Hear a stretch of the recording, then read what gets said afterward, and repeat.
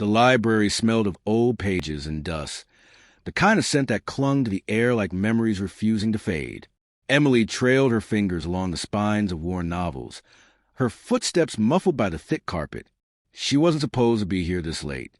The town library closed early on weekdays, but Mrs. Porter, the elderly librarian, had let her stay behind.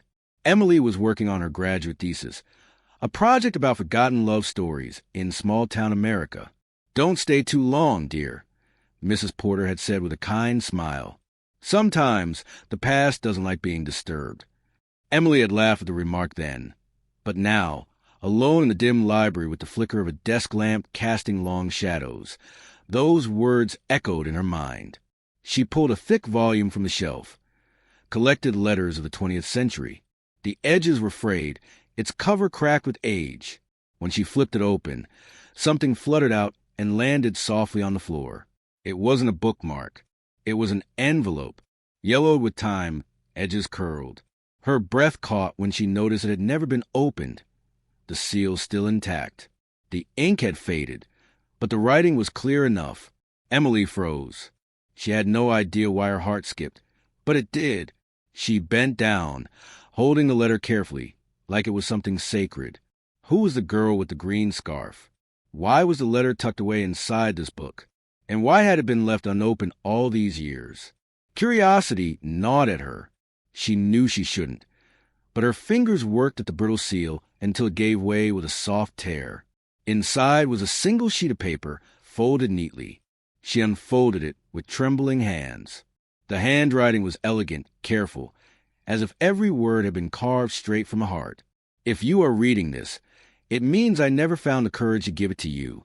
I saw you that autumn afternoon, sitting under the elm tree outside the library, your green scarf wrapped around your neck. You were reading, lost in a world I wished I could enter. I wanted to speak, but fear kept me silent. And so I write instead. If fate is kind, perhaps you will read these words one day and know that for one moment in time, you were someone's entire world." Emily's throat tightened. It was not just a note. It was a confession, a love story trapped in amber, frozen for decades. Her eyes darted to the bottom of the page. A name was scrawled there. Emily sat back in her chair, the paper trembling between her fingers. Somewhere out there, someone named Daniel had poured his heart onto this page and never delivered it. And someone else, the girl with the green scarf, never even knew. Emily's pulse quickened. This wasn't just an old letter.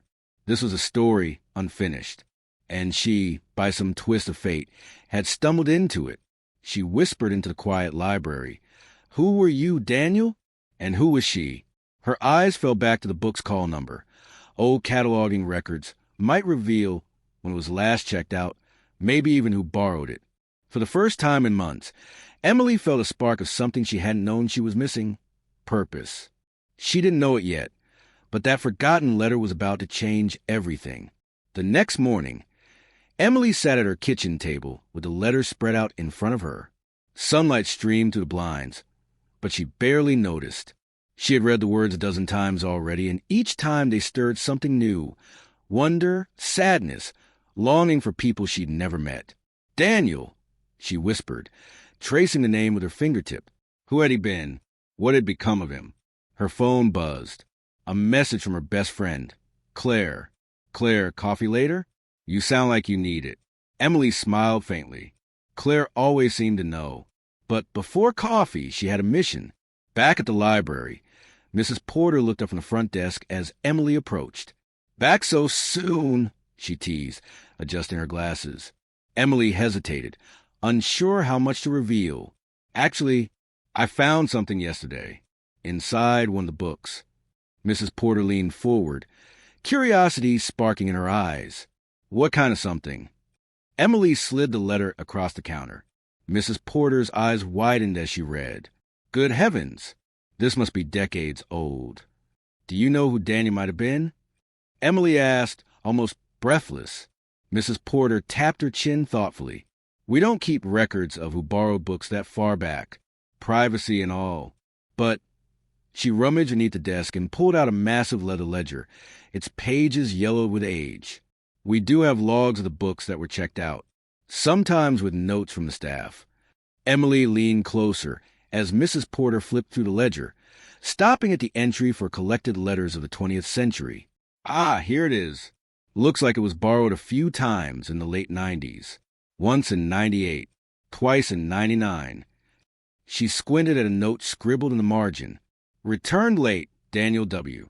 Emily's heart skipped. So, he did check it out. Mrs. Porter smiled knowingly. Looks like your Daniel was real after all. That evening, Emily met Claire at their favorite coffee shop. The aroma of espresso filled the air, and the chatter of students buzzed around them. Claire raised an eyebrow as Emily slid the letter across the table.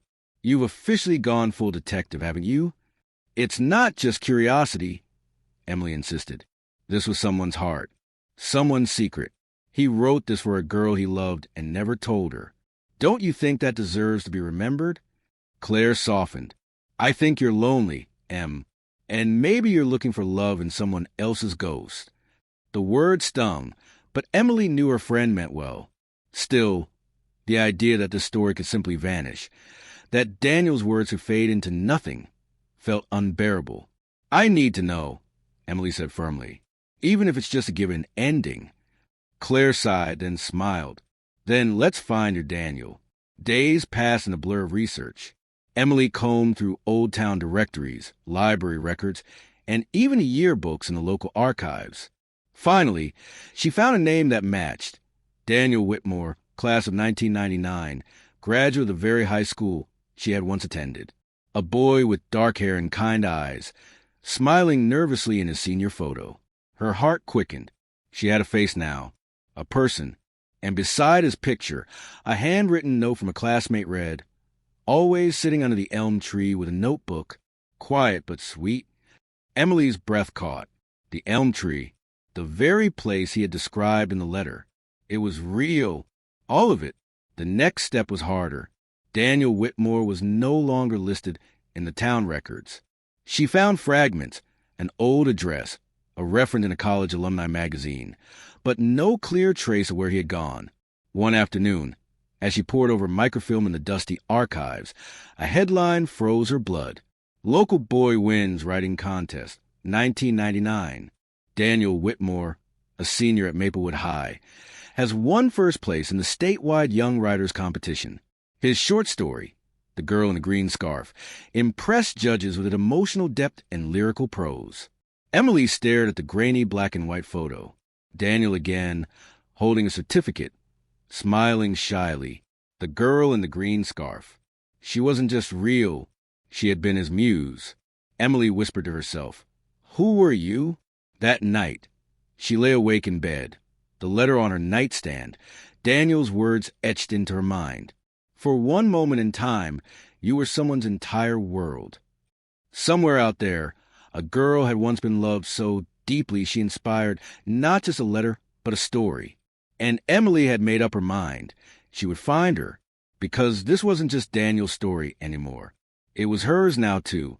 The autumn air was crisp, carrying the scent of fallen leaves as Emily stood beneath the old elm tree. Its branches arched overhead, golden and rust-red, just as Daniel had described in the letter more than 2 decades ago. She clutched a small folder in her hands. The letter, Daniel's yearbook photo, and the newspaper clipping about his story. Weeks of research had led her here, to this quiet park on the edge of town, the place where it had all begun. But she wasn't here just to stand under the tree. She was here to meet someone. Across the grass, a woman approached slowly, her gray hair tied back in a neat bun, a green scarf draped around her shoulders.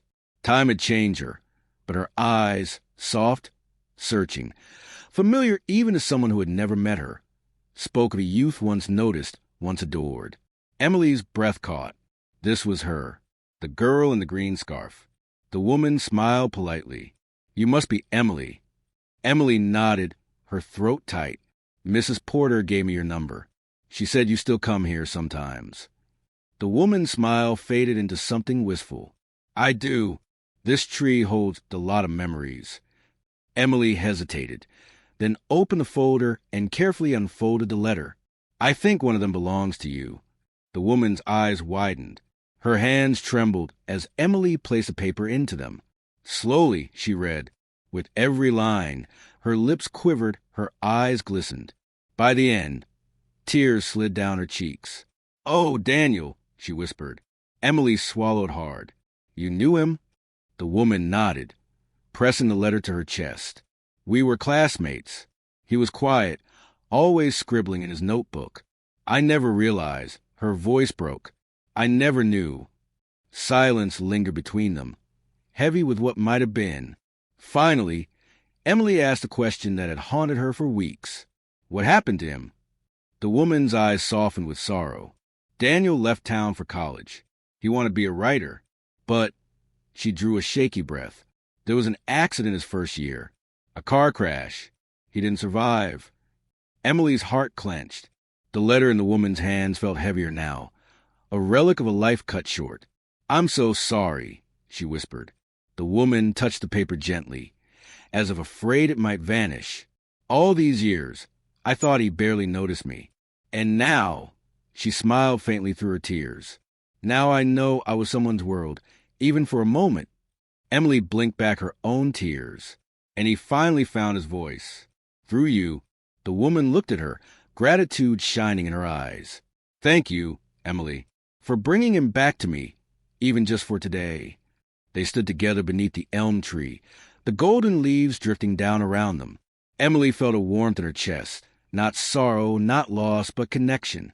She had given Daniel's word to home, and in doing so, she had healed something in herself too.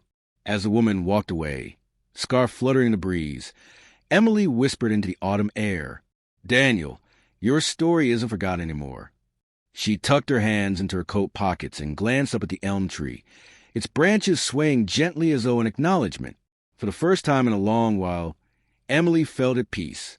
And as she left the park, she realized that sometimes the greatest love stories aren't the ones we live ourselves, but the ones we keep alive for others.